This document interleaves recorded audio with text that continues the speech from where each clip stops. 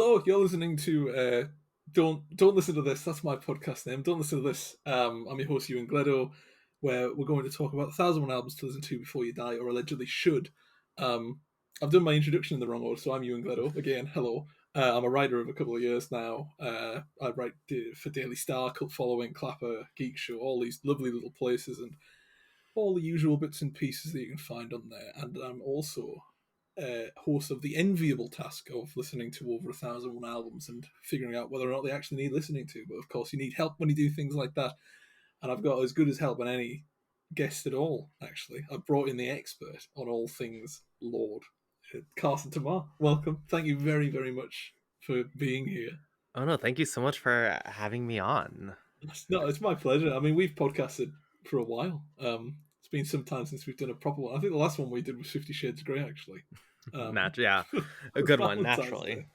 Day. The classics. And speaking of classics, what we've been listening to recently, what's been on your shuffle playlist, music box, that type of thing? Well, on my music box, my shuffling, I've been listening to a lot of Lorde, obviously, in preparation for this Yeah. episode. Spoiler alert: we're talking about Lorde. I've Oh, really really? been digging the Wonder Years new album. I've been digging just like Dua Lipa. I don't know, just like very casual. It's like the dying days of summer. So I'm just like really trying to get in those last like summer pop hits before like it just gets cold and I start blasting like the Over the Garden Wall soundtrack, right? Like just trying to get in there before it gets all different vibe. Yeah. Oh, absolutely. And I'm glad you brought up Dua Lipa because I'm sure we'll be talking about her later on in the episode. I see her there behind you Yeah, featuring the in studio.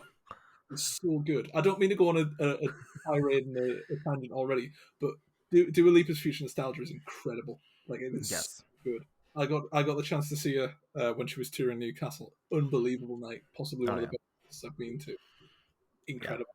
But speaking of incredible, we are here to talk today about Lorde, not our Lord and Savior, but Lorde, the singer-songwriter. I'll Um, speak for yourself. speak for No, some of us. Um, and I suppose before I read the insert, which is mandatory, not contractually obligated, but it kind of forms the core of the episode, and we've actually got a really good insert for this one. But before I do read that out, this isn't a plug. I'm not an advertiser. I have no adverts for this podcast. I even took the label off of my Coca-Cola. Ignore the Smirnoff. That's there for aesthetic purposes only. Um, but the key notes for Lorde's Melodrama. I should say, by the way, this is the Melodrama episode rather than the Yes. Lorde episode. But out of 3 albums, one's good enough. Melodrama 2017, released by Lorde. The artist is also Lorde, and the genres are synth pop and alt pop. Those are the only notes that I've got keynotes wise. Usually there's a big set of people that were involved in the album. This one's just Lorde, and Yeah. there's a music engineer that we'll talk about later because she is the glue of the alt pop genre. It's incredible. But I'm gonna have a quick swig of Coca-Cola and nothing more before I read out the lovely insert, which says, "It wasn't meant to be this easy. Expectations were sky high after Lorde, aka the then 16-year-old New Zealander Ella Yellock O'Connor, released Pure Heroin, a dauntingly mature debut that topped charts across the world and debuted in the top 5 both in the UK and US. Pressure piled on when none other than David Bowie called her the future of music, and most listeners simply nodded like it was fair cop. Then came a wait of nearly 4 years for new music, suggesting a bumpy ride. With Pure Heroin, writing partner and producer Joe Little relegated to a couple of credits on Italo House Gallop at Greenlight and its nearest twin Supercut, Jack Antonoff of Bleachers and Taylor Swift co-writing fame steps in as Law's creative foil. The difference is palpable. The bare bones of the debut's sound now fleshed out with lush synths on Sober, distorted electronics on Hard Feelings Loveless, and spidery guitar the Louvre. I think Louvre. It's French, so Louvre, yeah, I right? don't really I'm respect a dumb American. You can't ask me how to pronounce it. Yeah, something. we. Isn't it love? I, I thought she was Lorde. Lorde, however, is very much her sardonic, keen-eyed self, slyly asserting, "I'll find a way to be without you, babe," or as I've written in my rush notes, "Babre." On the otherwise plain, lovely Writer in the Dark and shrugging off her own shortcomings on that Liability, another deep pile ballad. Supercut might be Greenlight Redux, but it injects pace as Melodrama heads for home. The track switches between torch song and banger, lyrically too, as Lorde promises, I'll be your quiet afternoon crush, be your violent overnight rush. Intimate companion and party fiend all at once. Now in her 20s, she's moved on, ingenuine no longer, fully equipped for the chaos and contradictions of the next phase. Now, that's pretty good, actually. I think that's the best insert we've had for the show so far. Bearing in mind, this is like 7 episodes in, so we've got a bit of a long haul to go. But that there really does epitomise the state Lorde finds herself in at that moment, which is now another 5 years ago, I think. 2018, 2020.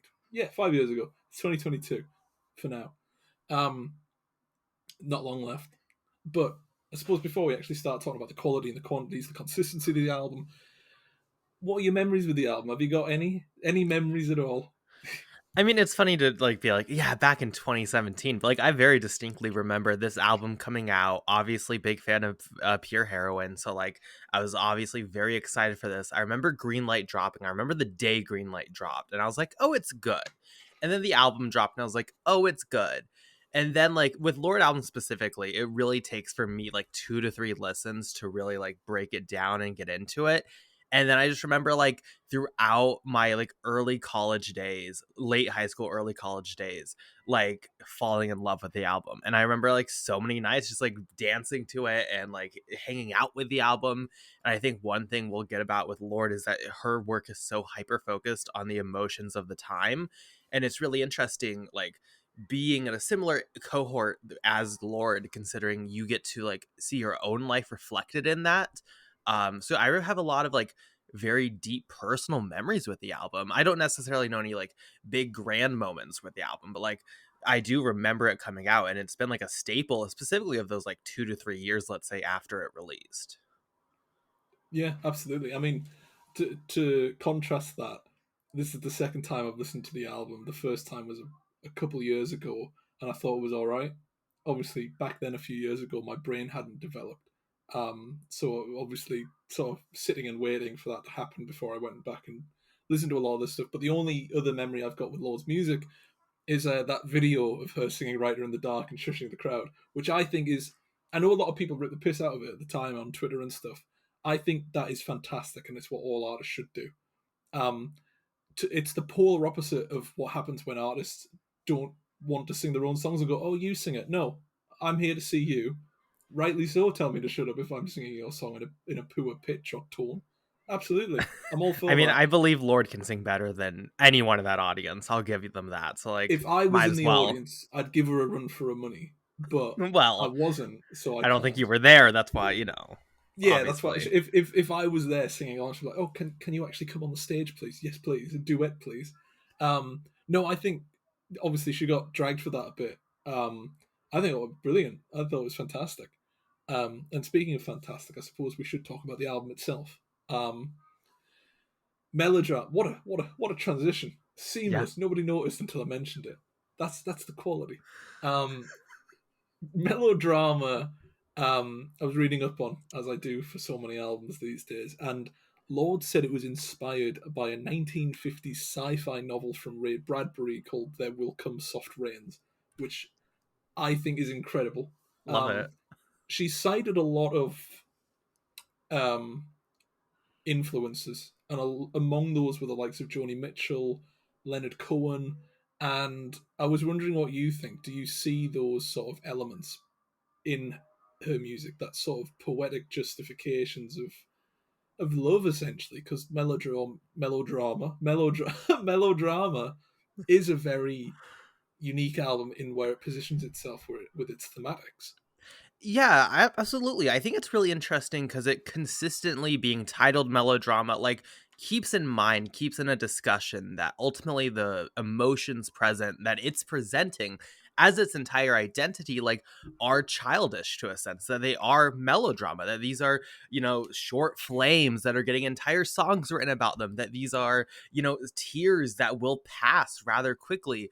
So in a way, it's like taking the piss out of itself by being like, yeah, none of this matters. but at the same time, it has that poetic venom to where, like, no, it does hurt. It does stay around. So I think absolutely, I think it's such an interesting identity for an album, but I think that matches the really messy identity of like the early 20s. Being she was 21 when she released it, and having all these things that you know are stupid and you can like think strongly about. You can think logically about, oh, these things don't define me. This is not my life. But at the same time, like it hurts. If it hurts, it hurts. So like I absolutely I think that poeticness shines through. Without a doubt, yeah, I agree completely. And it's like, I'm at that same age now of being 22 and a fucking idiot. So it's rather reassuring to see that a lot of Lord's writing is catering to that placement where it's, you're 22. Don't worry about it. It's all good, you know. And I'm not going to get too personal because I'll start openly weeping on camera, and that's not what Spotify wants these days. But there are those sort of short flame things, and it's touched on really well in Melodrama. It's really good. That's all I'll say because if I start doing that, um, I think right at the core of it, and it's I suppose one of the big criticisms of the time of this sort of music, and it's inevitable that this name was going to get brought up, but Taylor Swift. It's no, I don't personally agree with the message of she just writes breakup songs. She just writes songs about people she's been with. That song's about Tom Hiddleston, stuff like that. And I suppose to a degree, Lorde is associated with that genre, and therefore she is associated with that message. How do you think Melodrama dispatches that message? It removes itself from that, but I'm still trying to figure out how. I think there's something to do with the charm of the writing. I think that's got to be the key to it. Yeah, it has to be quality. I think it's like kind of damning. It's like really hard. It's easy with pure heroine to be like, oh, so much of that is not really about romance or love. It's about like growing up and like, okay, it's an easy argument for that one. This one is a lot about love. It's a lot about romance. So sure, I think to a point, yes, but I don't think it's like cheap in that sense.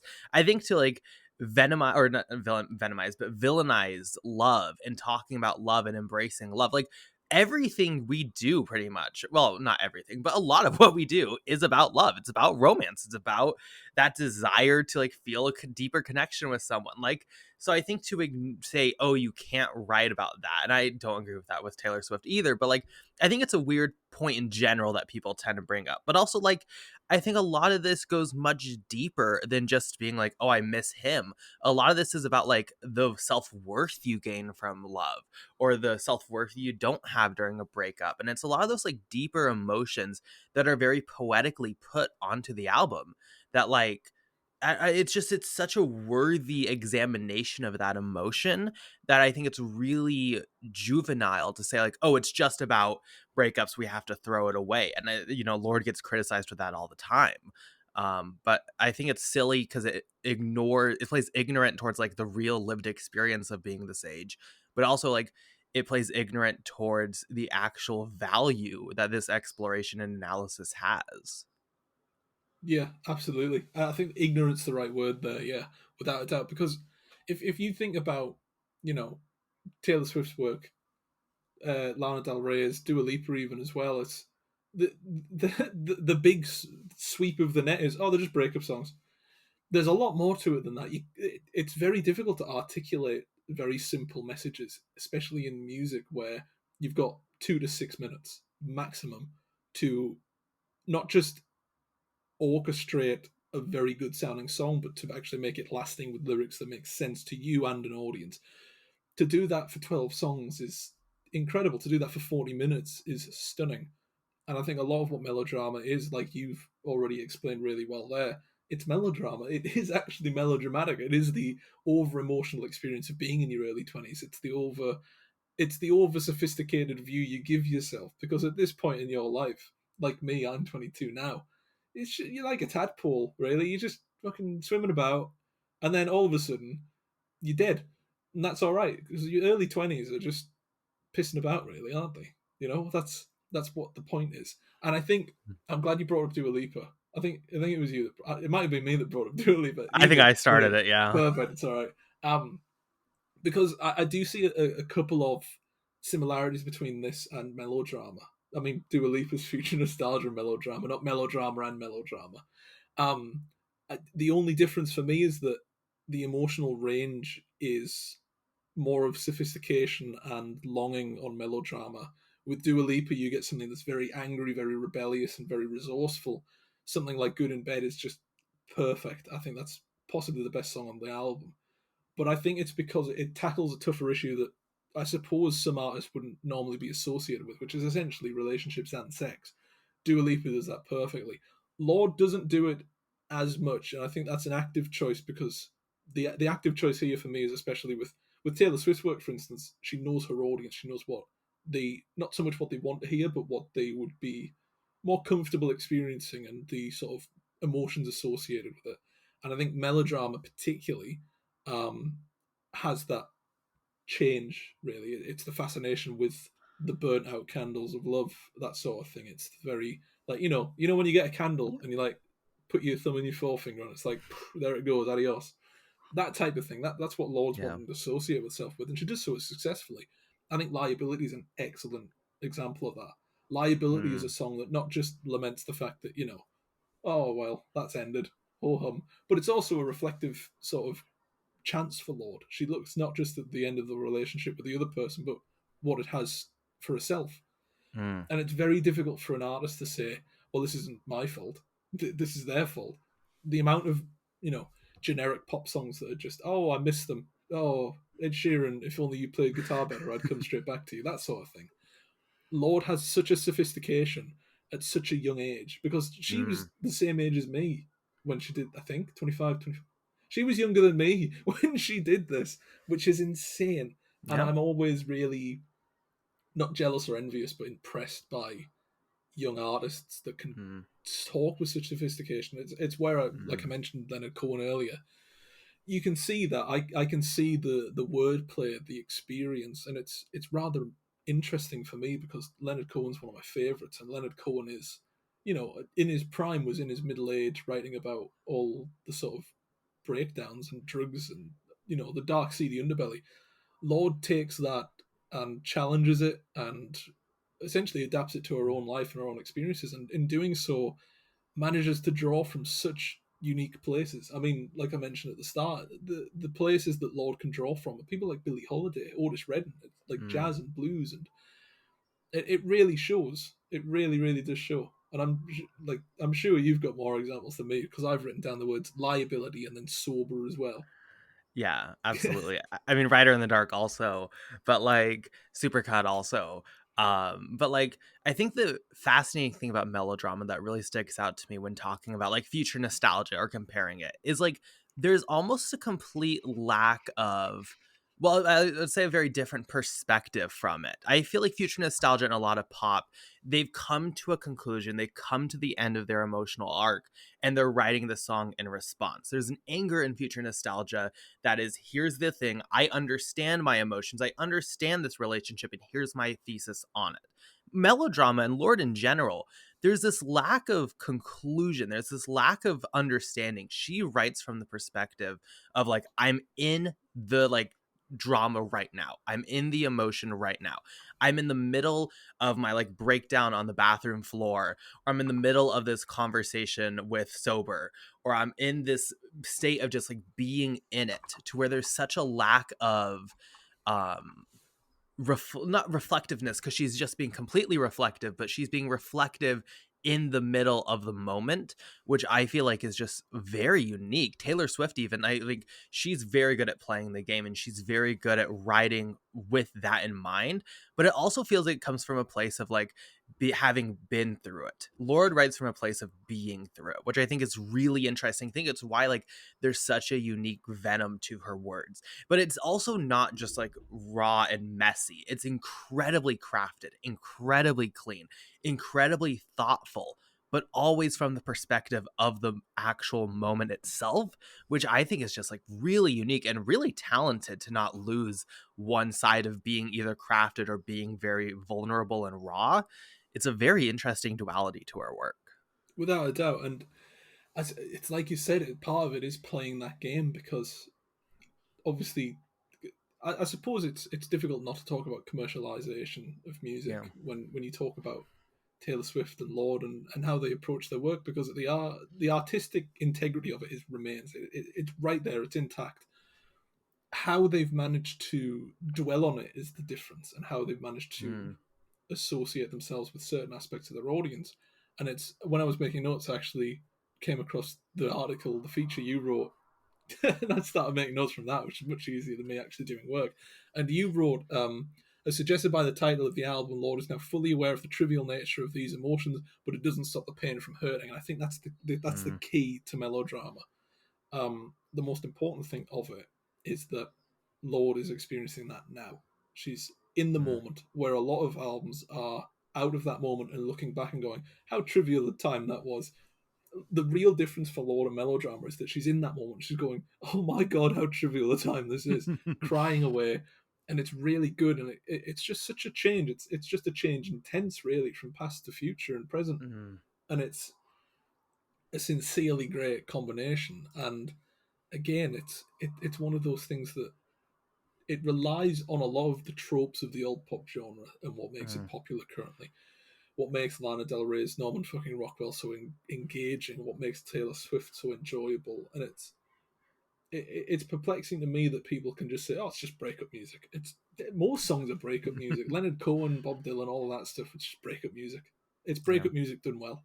And so is Melodrama. Melodrama is breakup music done well, as is every song. Any song that's on about love is a breakup song. Let's be fair. It's such a nonsense statement to say, oh, I don't like these songs. These songs talk about things that everybody experiences. God, why would I want that?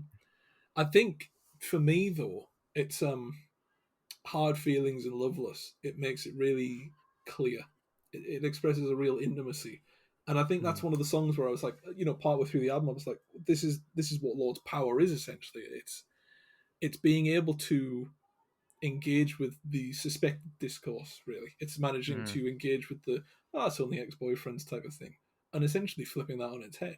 Because it's not. It's also about obviously it does include that. I don't think you can get away from including it. But that inclusion doesn't mean it's part of the experience.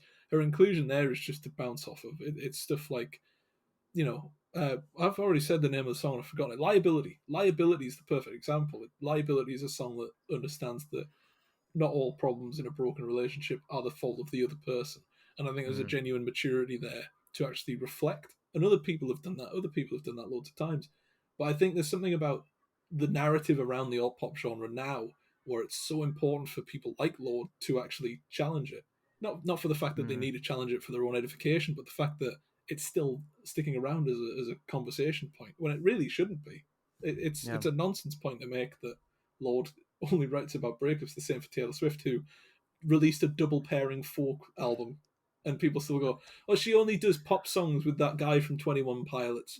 It's like she doesn't know, does she? I don't even know if it is 21 Pilots. I don't listen to shit, but. This is getting dangerously close to my cat's argument where everyone's like, it doesn't have a plot. And I'm like, there's a fucking teleporting cat that teleports him to a boat. What are you talking about? You really like cats. Sorry to go on another tangent. I saw on Twitter, you were like, oh, hey, I'm a cat. It's like, what the fuck? What? I went to see Cats on New Year's Day. New Year's Eve. So the day before the New Year. The last film I watched in 2019 was Cats. And then 3 months later, we're locked down for about 6 months. So I pinpoint Andrew Lloyd Webber as the man that sort of killed off my 2020. That's fair. I suppose he's earned it. Yeah. No, I'm shocked. I was looking over the list of what you're covering on this podcast, and the Cats album isn't on it.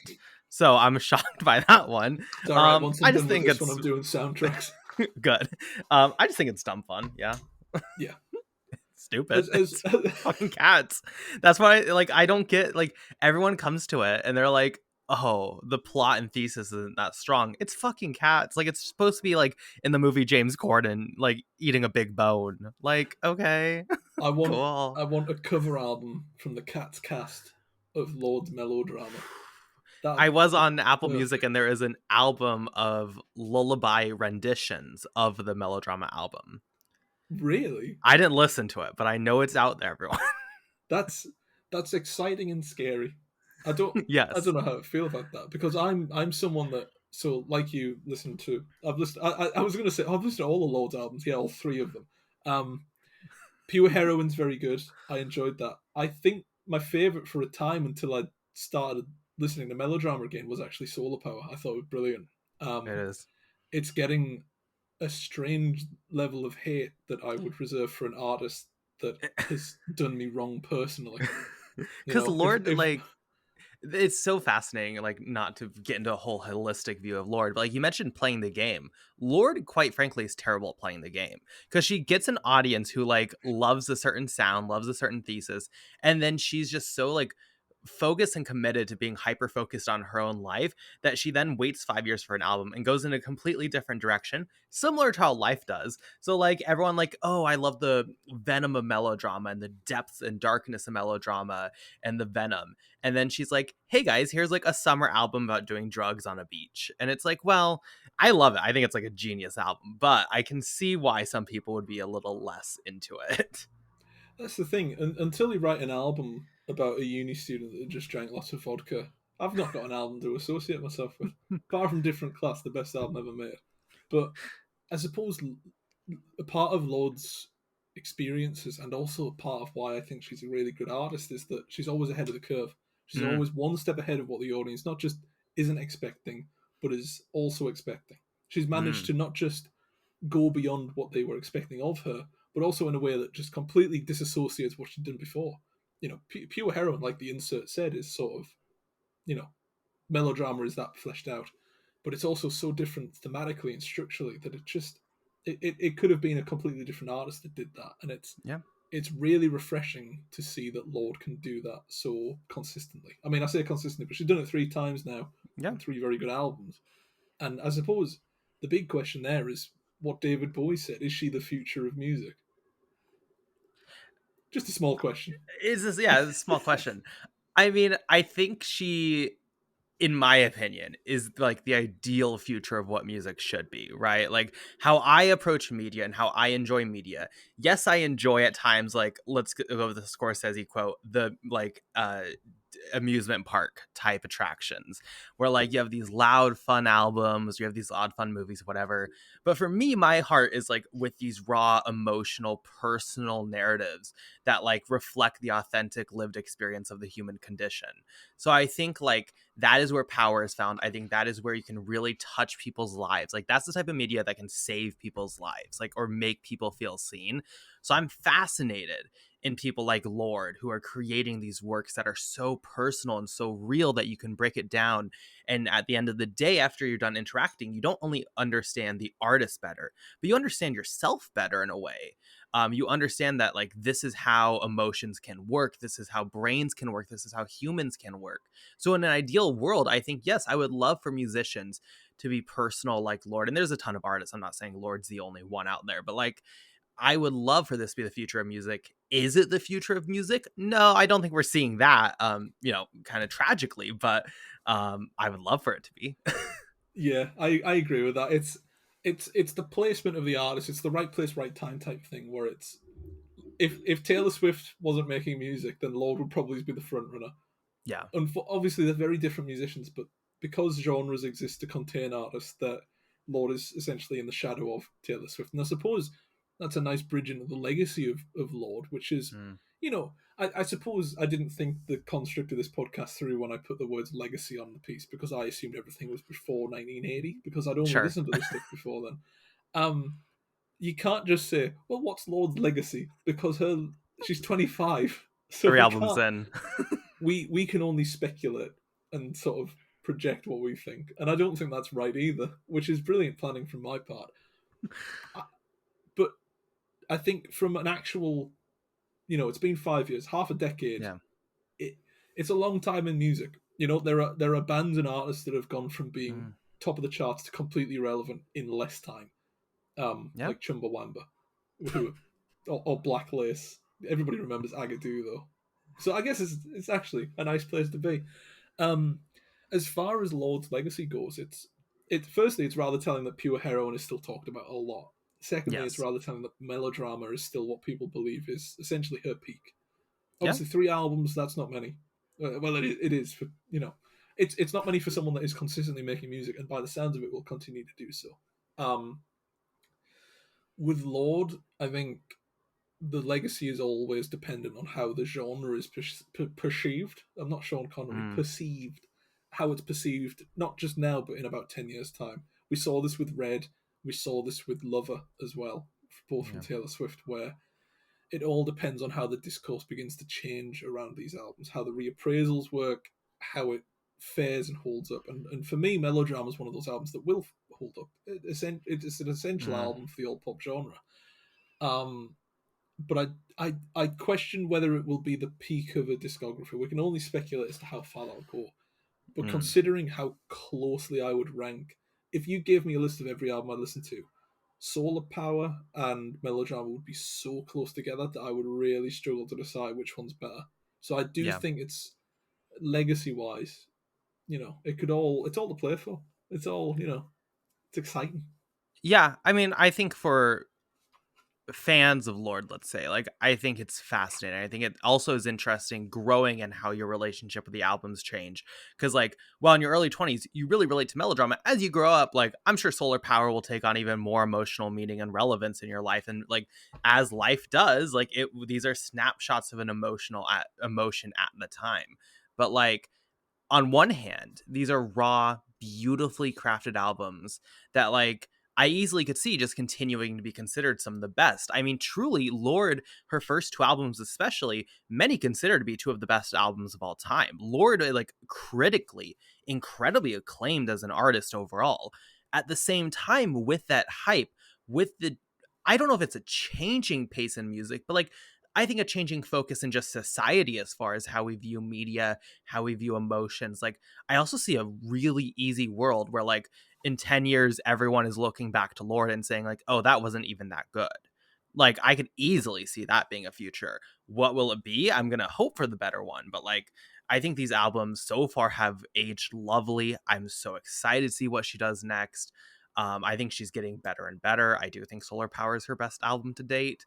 Um, but I am kind of worried. I could easily see, like, people turning on Lorde just because she has that hype built around her. It's the kind of hype that, not to associate more artists together, but the kind of hype we saw with people like Pink, Katy Mm. Perry, Lily Allen. Oh Um, god, what a list. that's yeah.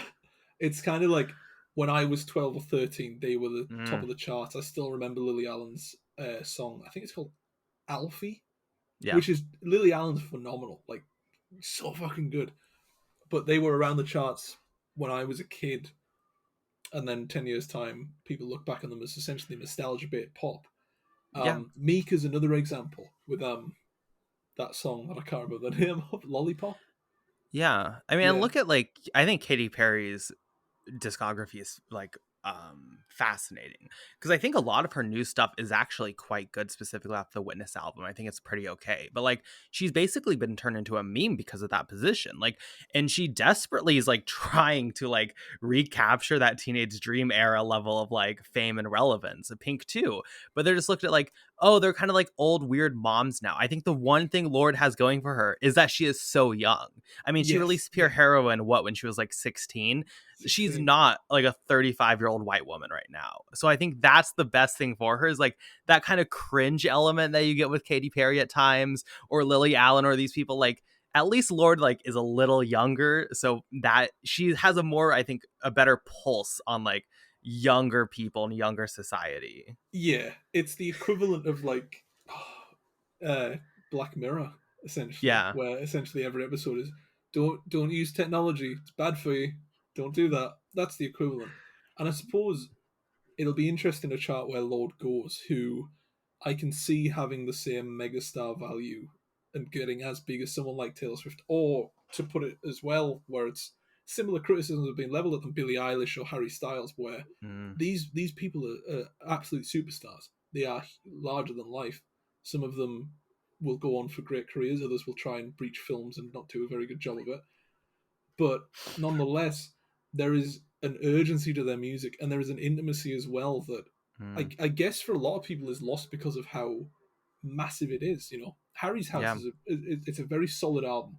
I thought his previous album that I can't remember the name of was better, Fine but line. Fine Line, that's it. But Harry's House is a very intimate album that will be adapted, explored, and exploded by massive amounts of fans, and to some degree there is a loss of intimacy with Mm. the individuality of connecting with a song. If you can get in early and really say, "Oh, I was there for the start of it," that's not just a bragging right, but that's sort of a you've had that personal connection at the same Yeah. time as a lot of other people did before it exploded. With Lorde, it feels like it could go that way if she starts writing those stadium Mm. anthem songs that we hear from Dua Lipa, from Taylor Swift. It's not a doubt in my mind that she will get to that point. Whether she gets there on the back of solar power and whatever's to follow immediately afterwards, that's kind of the big question now. But I Yeah. think regardless of what happens there, Melodrama is a deeply intimate album. Even in 10 years' Mm. time, when it's like that's a big album, one of the best of the decade, I do think it'll still have an independence to it that you don't quite find with something Mm. like a Harry Styles album, which isn't any fault of his own. It's the fault of the sort of star power that surrounds him, the fans of it as well, where Yeah. the only tours he will ever do will be those huge stadium tours. He's filling out fields of people. You're 3 miles from the back, you're watching it on a TV that connects to a big screen type thing. Lorde has the ability to go into a room and shush them. Not just by actually telling them to shut up, but by also really making people listen to her music because it's an intimate environment. It's a smaller environment, and I do think the Mm. best of artists start with that smaller crowd if they Mm. can. So I think for Lorde with Melodrama, I think hearing something like what's that song she shushed people with, Rider in the Dark, Yeah. that's such a great album song, and it's such a great song on its own. And to hear it live from watching the recordings of it, it's fantastic. Whether that makes the transition to pop stardom is the real line that has to be drawn. You know, Mm. it's not exactly a stadium chant. It's not Coldplay, is it? You know, and I'm It's so hard to make glad a it's not. TikTok too. I'll give you that. TikTok is so strange for modern music, and I look at a lot of musicians now where it's stuff like, especially in the UK, where again it's like the Lord mentality of they're in their mid to late 20s and have just released their first, second, or third album, and it's blown up. Wet Leg, Yard Act, and Sam Fender are always the big three I rely on for this example. But then there's other examples in the States as well. People like, I know Beach House have been around for a long time, but their newest album is phenomenal. People Mm. like Sloppy J and Haley Dahl is one of the best singer songwriters going at the moment, who toured with Phoebe Bridgers. Phoebe Bridgers is another one.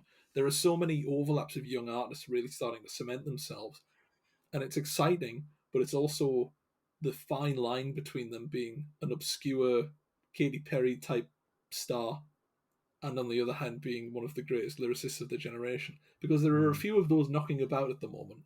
um, Whether they can keep up the steam to push ahead and do it again and again and again, that's what'll be interesting. And so far, Lord's done it 3 times. So I'd Yeah. say a batting average like that, I'd say, you can have your little downfall. Elton John had Victim of Love. You can have your Victim of Yeah. Love. You can have your dance pop DJ cover of Chuck Berry's Johnny Be Good that lasts for 9 minutes. You're allowed one of those, and then after that, you've got to go back to doing like bestsellers. It's allowed. Yeah.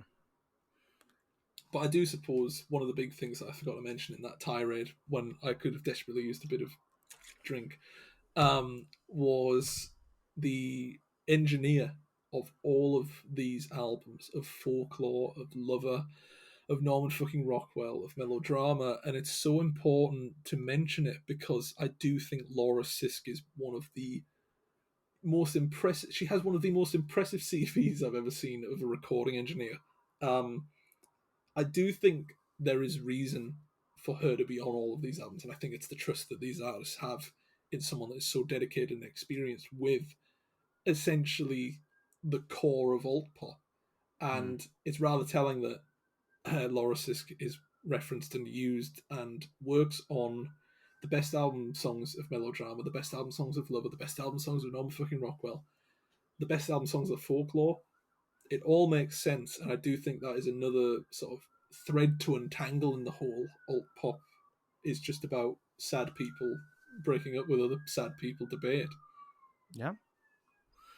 No, absolutely. I mean, there's a reason when you see a name like that that's on all these, right? That are all rather tremendous albums, it says something. I mean, Jack Antonoff also is probably worth shouting out, considering these names, no matter what artist you're looking at, they are the staples that are there pretty much, it seems like, every time. You can almost like listen to a song, and if you're like, damn, this is really great, well, I bet you at least one of them is on that, like interacting with that song somehow. So, I mean, absolutely. Absolutely, yeah. It's the overlap of important figureheads in music is it's really clear to see how an artist associates with each other. I was thinking of I can't remember his name, but I was talking about him last episode on Nirvana. He did Pixies and he did all the albums and songs that you would associate with that grunge mentality. It's always going to be an overlap, Mm, and to have some one person at the figurehead of that and right at the core of it just makes sense. yeah. Um, but speaking of making sense, the best track on Melodrama is Greenlight. There is no question about that. I would like to hear what you think, though. What is the Ooh. best track on Melodrama? That's a fantastic answer. I feel like that's a rare answer, despite that being like the lead single. I love Perfect Places. I mean, I think it's a great song in general, but also like best one of my favorite performances of all time. I think it was on SNL or Jimmy Fallon, one of the two. She does a Perfect Places, and she has like on her back taped like a whole like thing of roses, and she Oh, tears them yeah. off partway through, and it's like fucking stunning. I think Perfect Places is incredible. I think that the Louvre is really beautiful. Sober is fantastic, but I'm gonna go Perfect Places. Like it really is. I think any song on this album you can pick, and I'd be like, yeah, no, like I see it. Um, it's just all wonderful. Would you say this is your favorite album of all time? Melodrama? Yeah. No.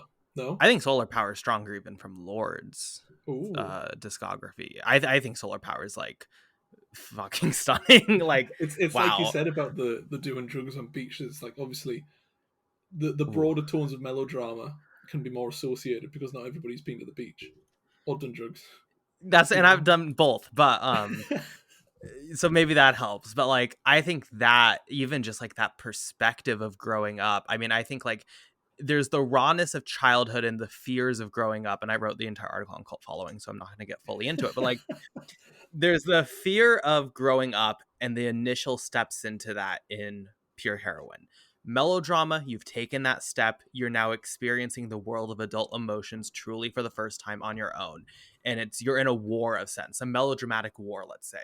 Solar Power is being an adult, having that maturity and having starting to see that perspective on adulthood and trying to figure out like what like are these fears in growing up like finally rejecting some of that childness and embracing a more like directed focus. This is my life, this is my happiness, whether that is doing drugs with friends or whether that is, I mean, anything. I think that maturity, and also it's just like I think a beautiful album, a beautiful summer album that you can vibe to so easily. I mean, I think all of her albums I'd probably give A pluses to, let's be clear, 5 stars. But like for me, it probably goes. I think it gets better and better. I think it's Solar Power, Melodrama, Pure Heroine. But like I don't know, they're all amazing, right? It's very rare that you get an artist that will actually chart the course of their life on their music, despite being in music Yeah. for so long. And Well, the and fact that so holistically, it's not just that she's like writing, the same genre. She changes genre, she changes sounds, she changes depths. Like Adele, I think, was somewhat revolutionary, at least to the zeitgeist, with that idea of like the albums are my age, these are reflections like of my personal time. But I cannot think, and you're the expert here, so please correct me if there's someone else. But like, I cannot think of someone who fully gives their career for that bit over to whatever emotion they're facing due to their age and lived experience. I couldn't name another because my brain is rattled. But I think especially for Lord, where it's such a risk to do that Yeah. as such a young artist, and to do it 3 times and to do it successfully 3 times is just impressive because I think there's a lot of risk that goes into writing songs that are so deeply personal because the rejection of that upon its release is not just a rejection of the track quality, but also a rejection of what the artist is going through. Mm. And that's such a huge a maze to navigate, and hurdle to jump. Um, with writing music like that, because if your work is deeply personal and also connects with someone else, the risk is that people will go, "Oh, what are you doing that for, you freak?" That sort of Mm. thing. It's a very I suppose, I guess Nick Cave does it a lot. Nick Cave Mm, draws from his personal experiences and his life, but he has albums that are not associated with moments in his life. He has those, Murder Ballads, for mm, instance, is it's a very brilliant album, but I can't see it as associated so much with something like The Boatman's Call, which is, around the time of the PJ Harvey fallout of '97. With Lorde, you've got a real experience of intimacy with her own life, which is mm, daunting even for the most artists. I suppose every artist has an experience that they want to put to record. They want to put it on tape and get it out there. A lot of the times that is at the end of the career rather than the start. I always mm, think Leonard Cohen, David Bowie, Bruce Springsteen with his upcoming album. There's a lot of people that are using this time to reflect on their experiences and their perspectives throughout their career. It's very rare that you'll see someone start with it. mm. Sam Fender is the only other example I can think of. He's only done 2 albums though, so he's got to pick up the pace. He's got to get himself moving. Um, but 17 Going Under, which released 2021, is such a deeply personal album, not just for him, but the colloquialisms of the area and that connection with the people that live there. For Lorde, that is a similar experience, and an equivalent there is that her album is about her own experiences and the people that connect with her. It's it's such a rare opportunity, Mm. and a lot of artists will talk about themes or broader issues. There is very few that can take a personal narrative and an anecdote and explore that in the same structure as a larger issue. And I think Mm. Lorde does that perfectly, especially on Melodrama, which is, to be fair, it's just a song about breakups, really, isn't it? That's all it is. That's all it Well, is. it's just melodrama. Like it's Yes. not meaningful. I've got to ask, but I do think we know the answer to this one already. Is there an album that you would replace Lord's Melodrama with on this list? Do you think Lord's Melodrama is the best example of her work and needs to be on the list? It's a very easy question to round us out. See, I think it's fascinating because I think personally I find solar power to be stronger, but I also recognize that there's a inherent fault in solar power, which is going to be interesting to see in Lord's career, is the fact that she does not live a normal life. She is a celebrity. She has all these things, and when she writes from her perspective, even in solar power, a lot of it's like reflecting on her status as a celebrity, and it's harder to relate to and have that personal relationship with. And I think a lot of people struggle with solar power because they can't relate to her lyrics, because they can't relate to what she's going through and what she's doing. And she's so hyper focused on her experience that that is going to be a wall that continues to develop, and it's going to be interesting to see. So I think, like, even though I would personally say solar power is stronger, I think if you want to just show someone one of her albums, Melodrama is like probably the most available one. It's the most easy one to digest and comprehend and relate to. So I probably would just put Melodrama on there. Yeah, I would say Melodrama.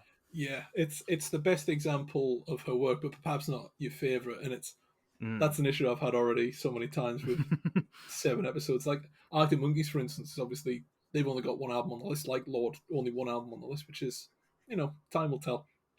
But the only Arctic Monkeys album was Wherever People Say I Am What, That's What I'm Not, which is a great entry point into their music, but it's not the best album. And it's kind of drawing up those lines. And I think with Melodrama, that is the line that's drawn. It's a really, really great example of not just Lord's work, but what that genre can offer at the time. But like you said, Lord's always moving. She's Yeah. always, she won't just stop. She's like a shark or Bob Dylan. She's just got to keep moving or she'll die.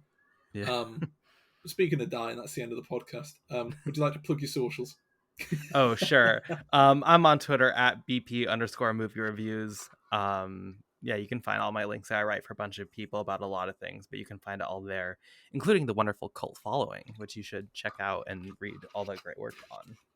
Did you just plug my website on my podcast? You've saved me a job. I don't have to read off that bloody list. It'll be along the bottom of the screen where you can find me, but for people on Spotify and Apple Music, if you still listen to Apple Music, which I do, I've got Apple Music. So Dolby Atmos, let's go. Hold on. Apple Music is clearly the best one. Spotify sucks. Hot take, and I Spotify's, know, like, yeah. not to be on that person, like, on a music podcast, because Lord knows everyone listens to Spotify, but, like, I the didn't know Lord knew that. well, It had to be done. There was got to be one. Spotify sucks. It's not a good layout. It's impossible to use. Like, it just sucks. If you're using Spotify, you're just like delusional. No offense. For people that are watching on YouTube, though, I must admit, I don't know if you can see that, where it's so much easier you've got your albums there, and then if I go to my playlist, there's my playlist. If I want my favorites, there's my You also have favorites. spatial audio, so like if Yeah, you're ever gonna listen to an album, that's just the best way to go. without a doubt, I've been so panicked on listening on Spotify when an album releases, and it's like, oh, I've got to listen to fucking adverts. Just put it on Apple Music. You pay for what you get, which is quality. The only thing I Mm. can't do is Spotify Wrapped, which, to Yes. be fair, the only difference is going to be what pulp album I'm listening to that year. It doesn't Yeah, make much of a change. I'd be too embarrassed to post my results anyway. So like, why not Oh, just not do yeah. it? I did that the online thing where the robot assesses your music taste. Um and I put my Apple Music on it, and it every time I've tried doing it 4 different times on 3 different Google accounts, and it always freezes when it gets up to Dua Lipa's Future Nostalgia. It goes, do you actually listen to this? I'm like, yeah. It just stops. It doesn't let me go any further. It just freezes. So I suppose it's that bad. But if you want awful music takes from me, you can find me on Twitter at Ewan Gleadow, EWANGLEADOW. You can also find me on Cult Following, where I publish a load of music reviews, Narc Magazine, Any Volume, Daily Star, where I write about crocodiles and drugs, um, Clapper, Geek Show. I'm also on other podcasts if you really want to hear more of my voice, which I'm told nobody wants to. And with that in mind, I think we'll end it right there.